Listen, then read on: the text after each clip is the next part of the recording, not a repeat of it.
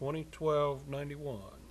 An ordinance approving a plan for an industrial development project for Unilever Manufacturing U.S. Incorporated, a Delaware corporation consisting of the acquisition and installation of new equipment at the existing plant, authorizing the City of Jefferson, Missouri to issue taxable industrial development revenue bonds, Unilever Manufacturing U.S. Incorporated Project, Series 2012, in a principal amount not to exceed $23,280,000 to finance the costs of such project, authorizing and approving certain documents, and authorizing certain other actions in connection with the issuance of the bonds. Mr. Nicholas. Yes. First of all, I would say that James Caldwell, who's the bond counsel, is here with us tonight, and he might want to come up. And Sean, if you want to come up too, in case the council has any questions. I kind of skimmed over this a little bit last time. We talked about it in the Finance Committee as well, but just for everyone's knowledge, I'll give you kind of the 101 on this. These are industrial revenue bonds, and this applies to both Bill 91 and Bill 92. Bill 91 is for Unilever to finance some new product lines that they're getting ready to put in. The way that these work is that we issue bonds that, generally speaking, have always been purchased by the company that we're issuing the bonds on the behalf. That's not necessarily the way it always would be, but that's the way it generally goes. Those bonds allow them to buy property and equipment. In this case, it's solely equipment. We then own that equipment, and we lease it back to them, and we lease it back to them for the cost of the bond payments. And then when you get to the end of, generally speaking, a 20-year cycle, they have the ability to purchase that equipment back from us for $1, and that is usually what happens. The question that kind of come up is about the safety of these bonds. I know that everyone's kind of concerned following the MAMTech, and how is this different? On the very surface level of it, there is a similarity. That I believe that MAMTech used some industrial revenue bonds as part of their financing. However, their experience that was bad has not ever been our experience at all, for a number of reasons. First of all, these kinds of projects are always screened first through the Chamber of Commerce, and I want to point out that the Chamber of Commerce actually was solicited by MAMTech and turned them down, that they smelled that there was something funny there and chose not to proceed further along that. In this particular case, we're dealing with two companies that we have worked well with in the past and have financed them before, and so they're sort of our established customers and friends, and so the Chamber did recommend that we move forward on those. The way that we move on these is we have an informally created board that meets, and it is made up of ourselves, the city, represented usually by myself and the mayor, the school board, and the county. Those are the major property tax holders, or collectors in the county. And we get together and we decide whether or not collectively we are going to issue these kinds of economic development incentives. On industrial revenue bonds, the city could just issue those on our own. We don't need the permission of the county. We don't need the permission of the school board. However, that's not the way that we like to do things, and so we try and cooperate with them, and we listen to their concerns. Generally speaking, that group has a consistent policy of issuing bonds with tax abatement connected to those. And the way the tax abatement comes in is that because we own the property, the city obviously doesn't pay taxes, and so you get 100% tax abatement. But instead what we do, rather than giving them 100% tax abatement for 20 years, which is what we used to do long ago, what we do now is, generally speaking, a 5-year tax abatement that's graduated down, so it starts at 100% and works its way down over 5 years to 20% and then eventually to 0. And after that, they then pay us what's called pilots, or payments in lieu of taxes, and they continue, so we essentially get the tax revenue that we would have gotten. But it gives them an economic development incentive that allows them, to make these projects more financially available. I asked these two gentlemen to be here tonight because I know there have been a lot of questions about it, and between these two gentlemen, I think they can, and to a limited extent myself, we should be able to ask any question that the council might have about how industrial revenue bonds work or what these two particular projects are about. I know particularly Sean knows a lot more of the details about exactly what these two projects are going to be spending the money on. You've done an excellent job of summarizing how these work, and I will emphasize that this is completely different from what was involved in the MAMTech situation. There, the city, unfortunately, actually, they may not have realized it, but the credit of the city was put behind those bonds, and they didn't really use what we call the Chapter 100 provision. They used a different authority to issue those bonds, and under Chapter 100, the statute provides specifically that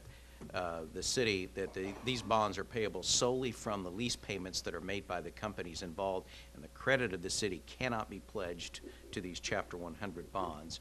And as Nathan said, I would say probably 95% of the Chapter 100 bonds that are done in the state of Missouri are sold to the company involved, and they're really done solely to provide tax abatement to the companies involved. So you don't have to worry about the city being on the hook for these bonds, even though the city is the issuer. It truly is what we refer to as a conduit issuer, in that the companies, they will make, once a year, they will make a rental payment in exchange for the lease of the equipment that the city holds title to. And in this particular case, these are 5-year abatements. And in the case of Alpla, they were purchasing all of their equipment in 1 year, and so they will get the lease will actually end 5 years after we issue the bonds. In the case of Unilever, they're purchasing their equipment over a 2-year period of time, so we actually have a 6-year lease. The equipment that was purchased in the first year, there will be 100% payment in lieu of tax after the 5 years, and then at the end of 6 years, the bonds will be paid off, and all the equipment will go back to the company, and that equipment will be fully taxable again. What the statute requires is, the first thing we have to do is approve a plan for the project, and that's kind of a summary of what is expected to occur. And it also analyzes, we have what's called a cost-benefit analysis that looks at the impact on the taxing jurisdictions, what the abatement is worth, and then how much they might actually benefit. The cost-benefit analysis for both of these projects will run over a 10-year period of time. So it does show that after the equipment comes back on the tax rolls, that the taxing jurisdictions will at least benefit once that property is back on the tax rolls. And then after approving the plan, the resolution actually authorizes the issuance of the bonds, which we would anticipate would occur during the month of December. I'll be happy to answer any more questions you might have about that, or I'm sure Sean, since Sean has worked directly. This is a really good process, having the task force that works with the companies. I do a lot of Chapter 100 bond issues up in St. Joseph. They have a very similar process up there. The chamber has a task force. They have the city, the county, and the school district. They come in and really they present the projects in advance to them, similar to the way you do here, to make sure that there is support for those projects as well too. So I commend you on having this mechanism in place. Councilman Screwer? I guess I want to begin by emphasizing that while we do want the tax revenues and we do appreciate the tax revenues, that's not the main reason for doing something like this. It's to give a very strong and viable employer incentive to remain in the city and continue to be a strong and viable employer, and to be able to grow their business and grow job opportunities for our citizens. But with that being said, we're going to abate the taxes for 5 years. Typically, there's a depreciation schedule on equipment. Do you know at what point the equipment will be depreciated after 5 years? Would the taxes that once taxes kick in, are they being charged on 50% of the value, or what percent? It depends. That's actually covered by the cost-benefit analysis. They provide us with the information about the equipment that is involved, and I'm trying to remember whether or not both of these are either 7-year or 10-year equipment, I believe. So there is some class life, we refer to it. So there is some value to the property even after it's been depreciated after 5 years. And again, there's an exhibit of the cost-benefit analysis that looks at, it sets out each year what the sort of the declining amount of the tax revenues that can be expected based on that depreciation schedule. But it, as I say, it varies each year. And in doing that, the assessor's office, they have a depreciation schedule that's actually mandated by state law, and so they use that depreciation schedule for all of the, for any commercial property that, commercial equipment, that they would be mandated to use that depreciation schedule. Sure. But, and the last question is, do the school districts and the county get the pilot payments as well, or does that just come to the city? It goes by law now. It needs to be divided up among the taxing jurisdictions based on what their proportionate tax levies are. The other thing, I'm sorry, I did want to mention, each one of these, both of these projects have a certain required number of jobs. If I recall, I don't know the numbers on that, and Sean may remember, but to the extent that they failed to meet, let's see, we have 25 jobs for ALPLA and 61 jobs for Unilever. And we have formulas set up in what we call a performance agreement that if they fail to hit that tally, then that would kick in payments in lieu of taxes. So they are held, their feet are held to the fire to create these jobs, and if they don't hit the target that they promised they would, then that would it's a proportionate value. So if you only created half the number of jobs, you'd pay 50% payment in lieu of tax in a year where you were getting 100% abatement. Thank you. Mm-hmm. Any other questions? Councilman Milovich? Can Sean speak to what you might expect from economic? Sure. The as Jim had indicated, Unilever will produce 61 jobs, so that will push them just over the threshold of 400 jobs at their facility. And again, as Jim had indicated, this is a $23.3 million project. The vast majority of this money, these dollars, will be spent on personal property, processing equipment, adding 2 new lines, puck lines as they refer to them. And the difference, roughly $3 million, will be spent on real property improvements, and you can see some of that improvements. They're working on the parking area as we speak out there at Unilever.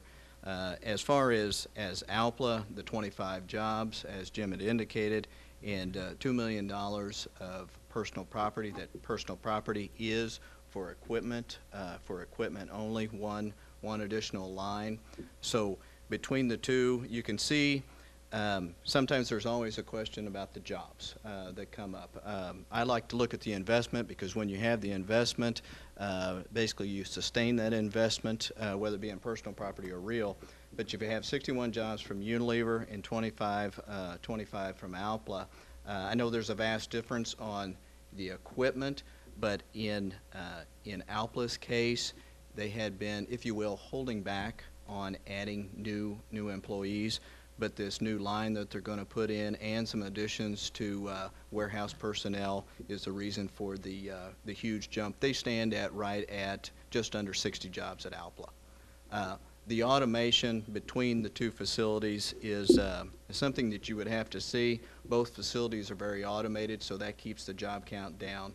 But again, this is going to be a big jump for ALPLA as far as manpower. I hope that answered your question. Okay. Any other questions? One thing I should have mentioned, and it's rather cynical, but our percentage of the property tax is very, very small of what these companies would pay in property taxes. So we get economic development and new jobs coming in our community, and we as a city have to give up almost nothing. So industrial revenue bonds have been our way to go whenever we can. They've been very successful for us, and I think they've really shown good results. We've built Scholastic, Command Web, Unilever, of course, when it was Cheeseboro Ponds, Florsheim. The most recent Modern Litho. Modern Litho. Had an industrial revenue bond. So we've had, the program has been very, very beneficial to us here locally.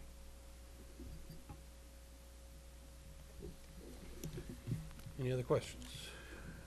Third reading on 2012-91. Just read it. We wouldn't. Did we do 91? Yeah, we read it. We're ready to roll. Already read it, okay. Roll call vote on 2012-91, sorry. Prather, Aye. Schulte, Aye. Scrivener, Aye. Weber, Aye. Bray, Aye. Carroll, Aye. Henry, Aye.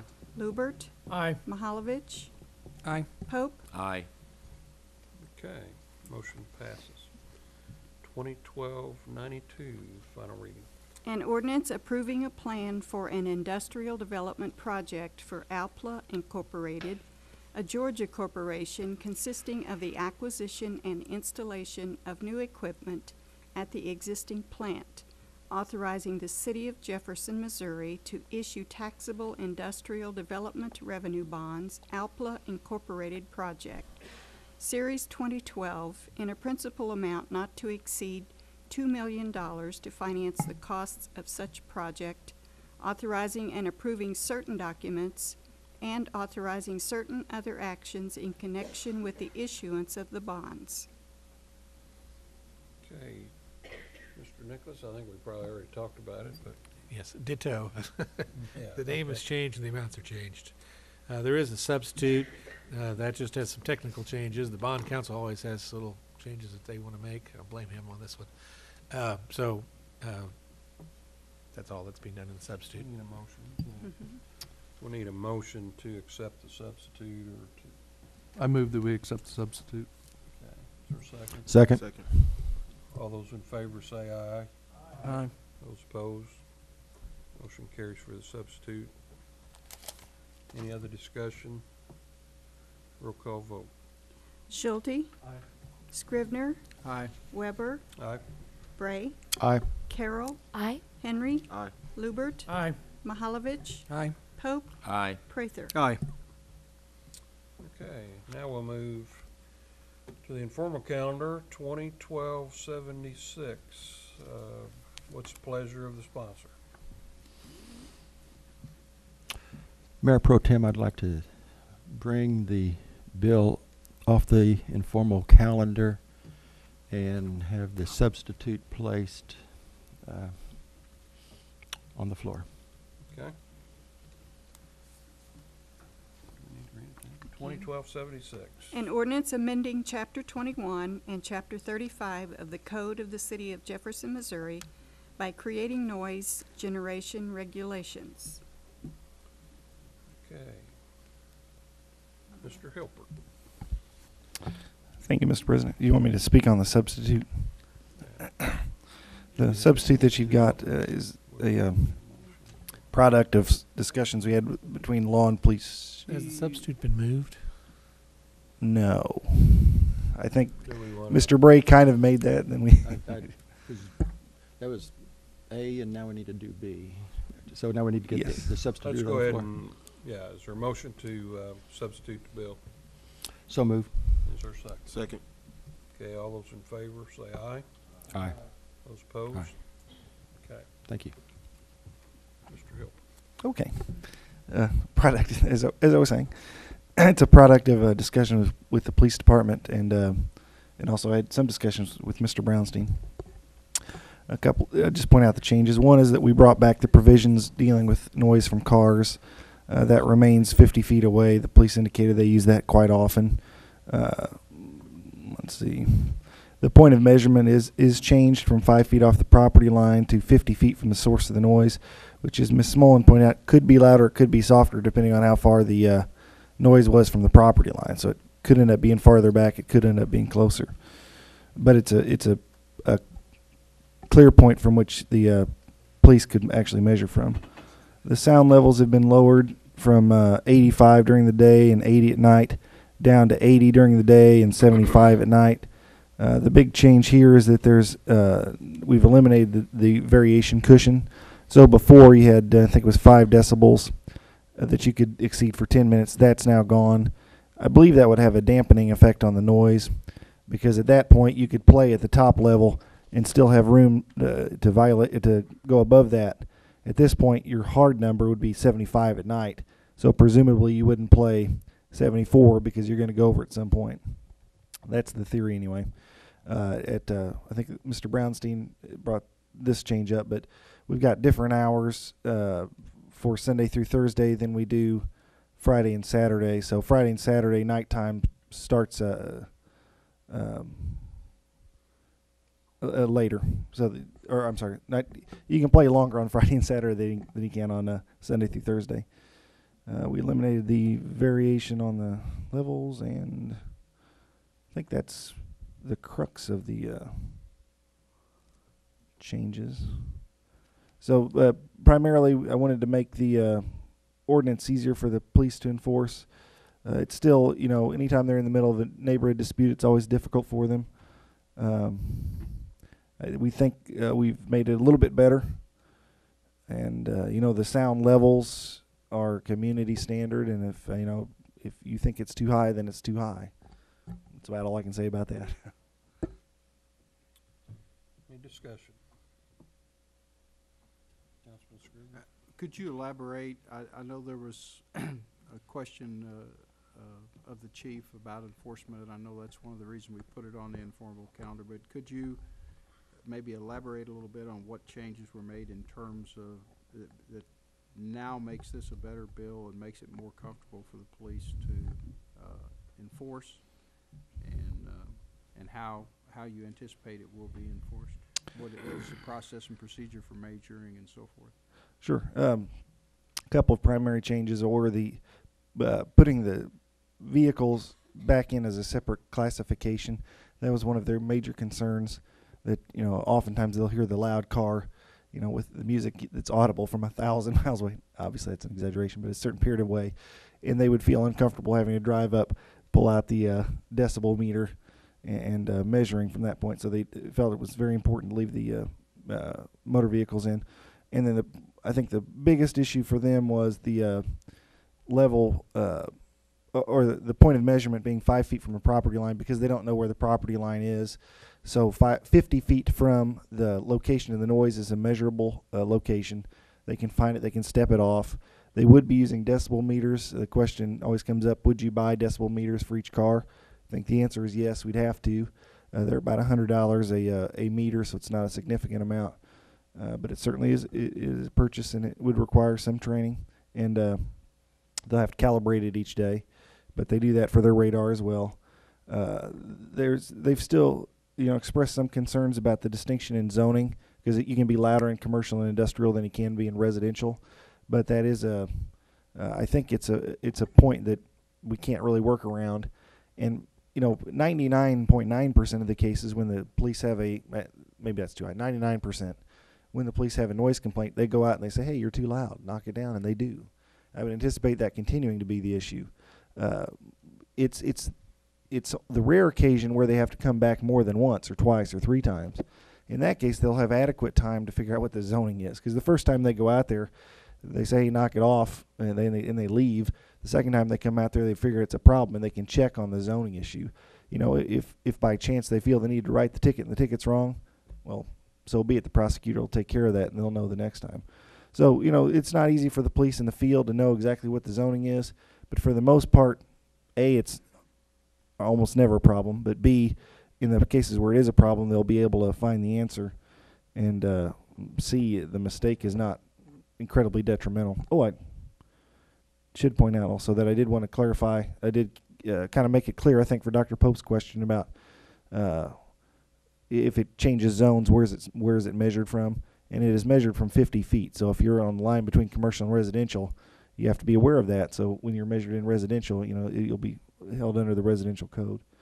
Did I answer your question, Councilman? Pretty well.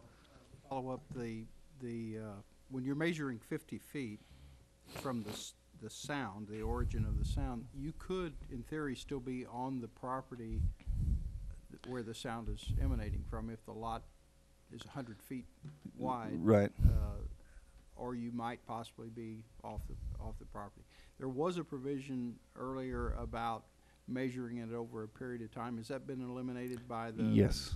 Okay, I assume So that was the case. that was, you know, on the one hand, it's a good provision to allow people to accidentally go over. On the other hand, it makes enforcement very difficult. Both the police brought that forward and the prosecutor, that you just can't have somebody sitting around waiting for 20 minutes with their monitor. The question on the property line is a practical one. And the one I always think of is the quarry. You know, their activities are so deep in their property, 50 feet probably would violate it, but you have to go on their property to do it. And I think the realities of the situation on those issues, it's not going to be, because if the noise is emanating 50 feet from it, and that hasn't yet crossed the property line, it's not going. There's going to be no one to complain about it. But the way the ordinance is written, in theory, someone could be in violation because your measurement is 50 feet from the origin of the noise. Could be. You could be in violation of the sound ordinance, even though the sound off the property would not Yes, be you in could. violation. That's correct. That's the distinction. Then that was really the reason we had originally the property line as the basis for the measurement, but enforcement of that became so difficult, or as pointed out, they just couldn't do it. So I think, practically speaking, you won't get those complaints, and you know, you still have officers' discretion if they say, I'm not going to go on their 100 feet on their property at a line to measure 50 feet from the property. I'll measure it from here. Okay, I think that is a potential flaw in the bill. I don't know how you address it, but I'll say I kicked around the point of making it something of a affirmative defense to say it was measured within the property boundaries. It's a flaw that I don't have an answer to, yeah. and I'm banking on reality dealing with it. Councilman Henry. I mean, I know we'll probably never get a perfect solution to this. I would like to kind of hear what Chief Schrader's point of view is on the substitute. Well, first, I think that Drew provided a really good overview. We met, we also included Roger and Janice. There was good discussion, and I think Drew took a very difficult situation and wrote a sound ordinance. Just as Councilman Scrivener points out, there are issues, and there are other things that could be considered issues. I think the point is, Drew has done as well as he can do with a very difficult situation, and so we're supportive of what he's done. I don't know how we make it better. Any other questions? Councilman Pope.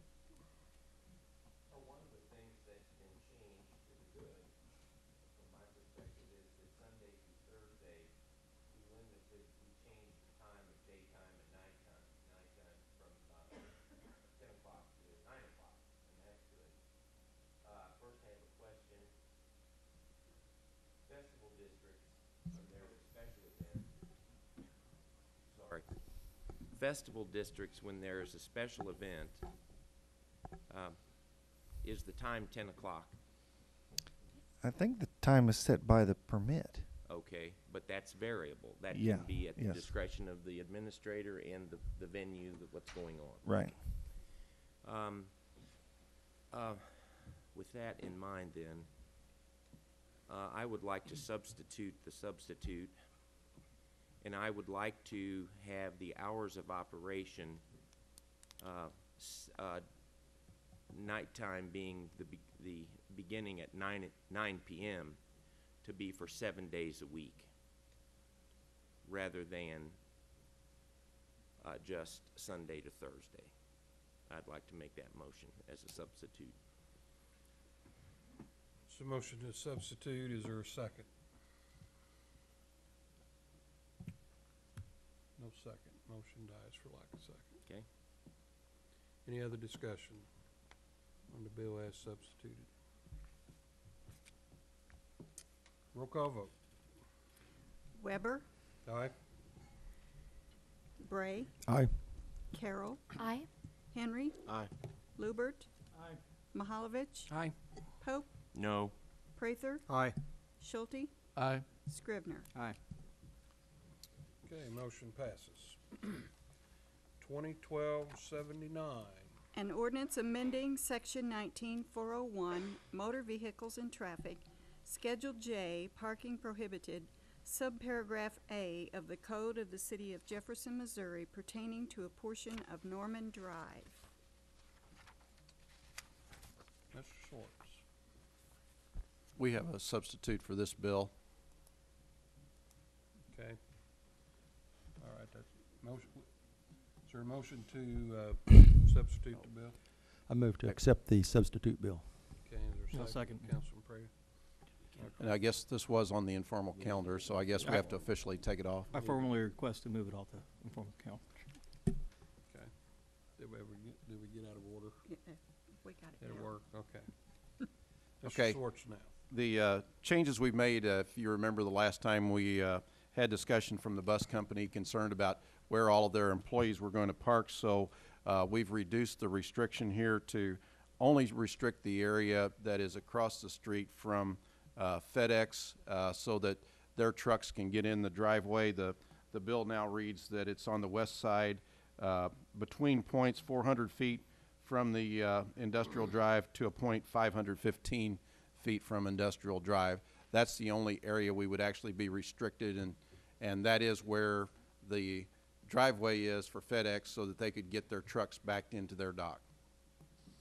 Okay.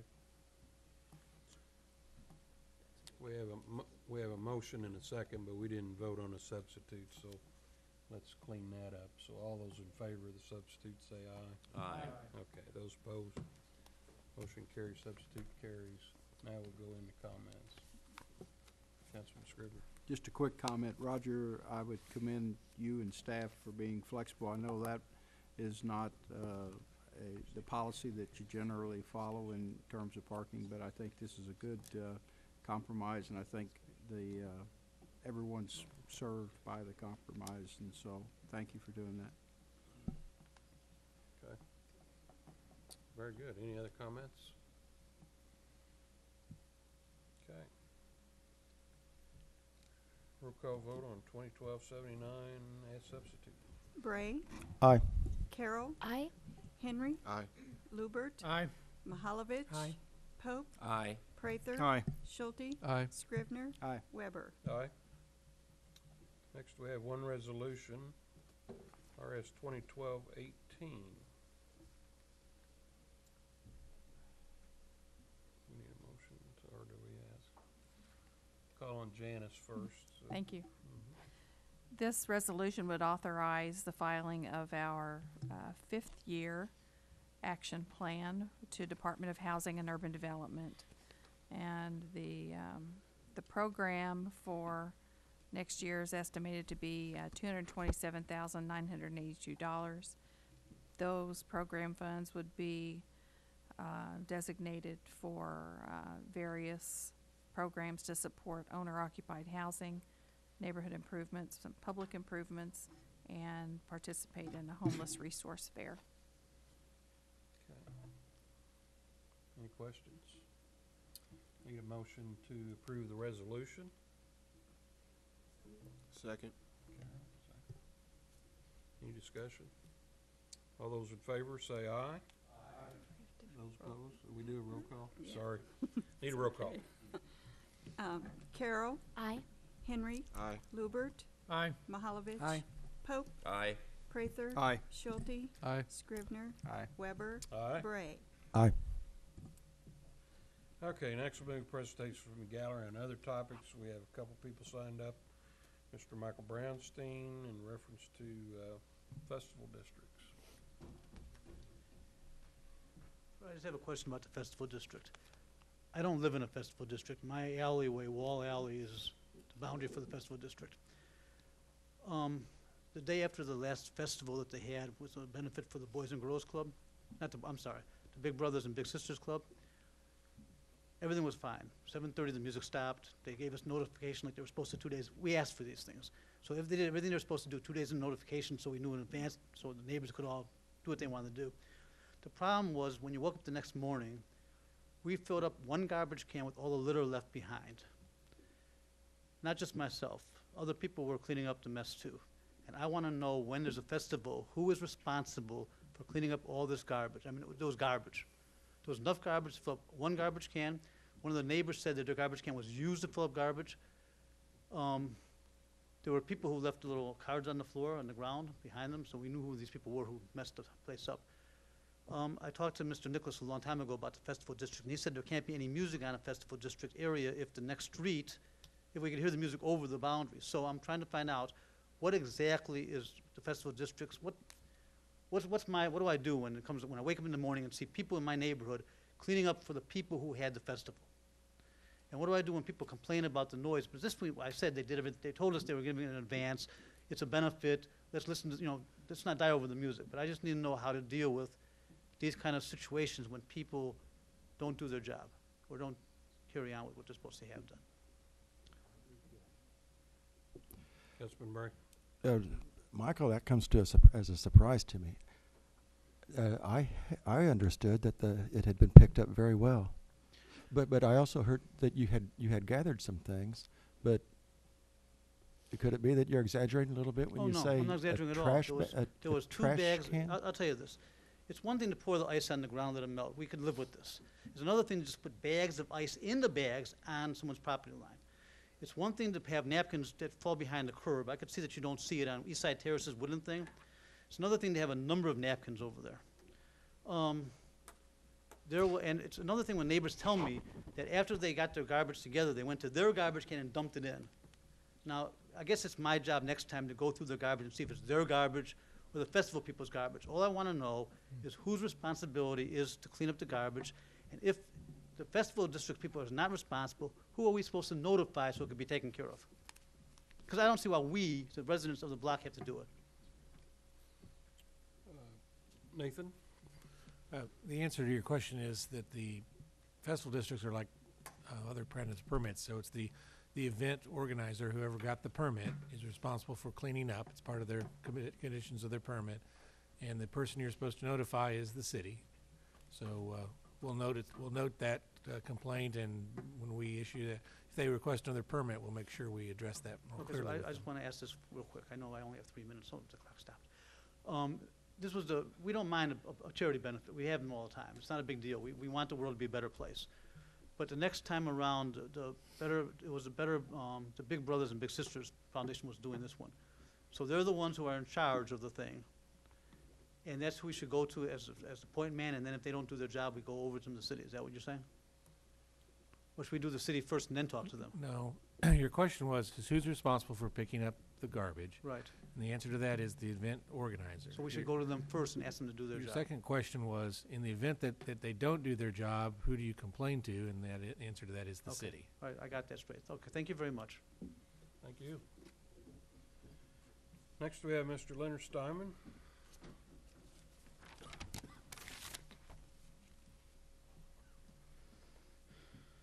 Leonard Steinman, 110 North Lincoln.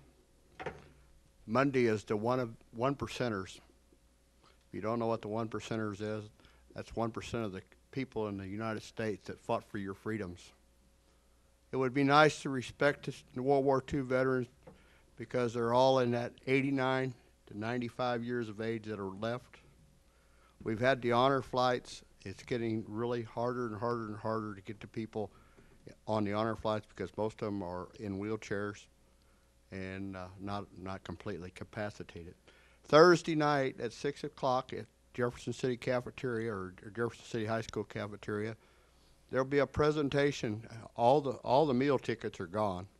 I didn't get one, but there'll be a seating for 100 people, and I'd invite all the veterans from every aspect to show up because it's to honor you and pat you on the back for what you did so that our city council didn't have to do it. Thank you. Thank you, Leonard.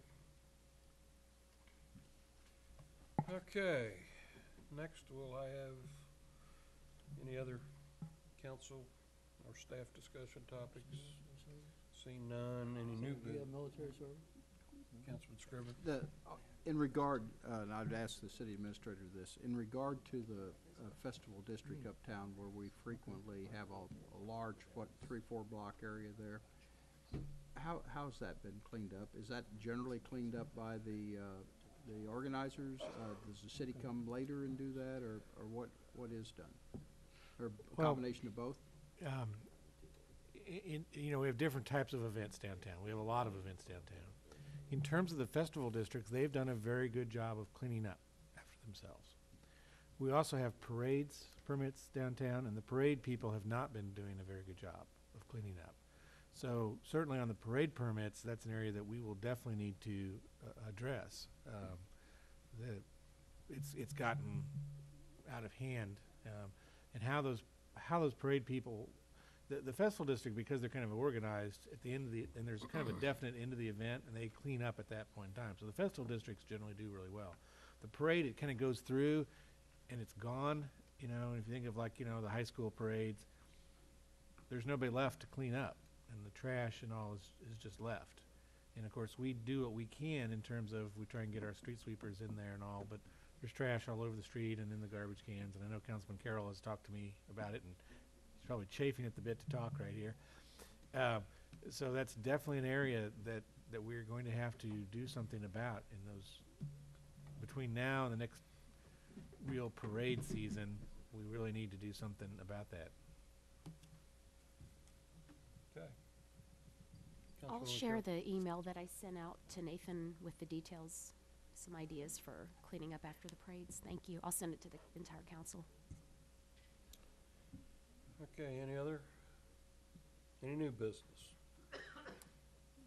Councilwoman Carroll? I just wanted to comment. I've enjoyed watching the sign language in the back corner, and I admire those that have the talent and know how to do that. My grandmother was hard of hearing, had hearing aids in both ears, so I remember growing up, it kind of reminded me of trying to speak clearly and how she would read lips, and she always said she was too old to learn sign language, so we never did, but I do admire those that know and have that ability and talent, and thank you for being here and assisting this evening and for coming. Thank you. Yes, thank you all very much. Unfinished business, Nathan, Conference Center update. Yes, the conference center. It wouldn't be a council meeting without a conference center discussion. 2 minutes. 2 minutes. Well, I have nothing to say other than I passed it out to you all tonight. And the kind of the schedule that we've laid out, and of course schedules are always flexible, but there's no need to do any action on it tonight. I would invite you all to read it, and perhaps at the next council meeting we can vote on it or have a discussion. If there happens to be any questions y'all have for me tonight, I'd be happy to answer them, but as I understand, you just got it, so the council really has not had a chance to read it yet. Okay, would there be a motion to adjourn? So moved. Second. All those in favor say aye. Aye. We're adjourned. Thank you.